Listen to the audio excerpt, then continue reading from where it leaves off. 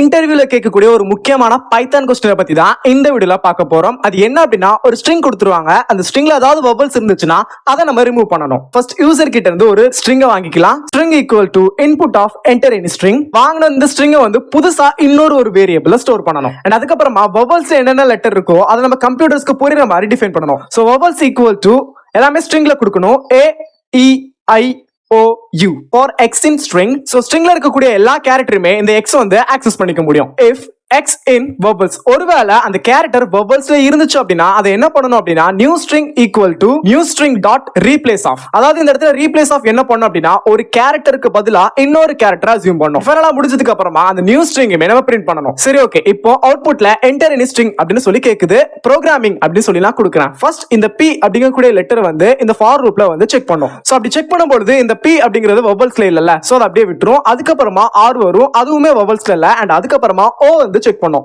So அப்படி O check பண்ணும்போது இந்த O அப்படிங்கிறது வவல்ஸ்ல இருக்குது. அப்போ என்ன பண்ணும் அப்படின்னா if condition true ஆகி நியூ ஸ்ட்ரிங் குள்ள replace of குள்ள போகும். இந்த இடத்துல replace ofல வந்து x க்கு பதிலா இந்த இடத்துல O அப்படிங்கக்கூடிய ஒரு கேரக்டர் இருக்கு. அந்த O அப்படிங்கக்கூடிய கேரக்டருக்கு பதிலா ஒரு ஒயிட் ஸ்பேஸ் நம்ம கொடுக்கணும். சோ ஃபைனலா அதை நான் பிரிண்ட் பண்ணி பார்க்கும்போது வவல்ஸ் லெட்டர் இல்லாத ஒரு ஸ்ட்ரிங்கை எனக்கு இது ரிட்டர்ன் பண்ணும்.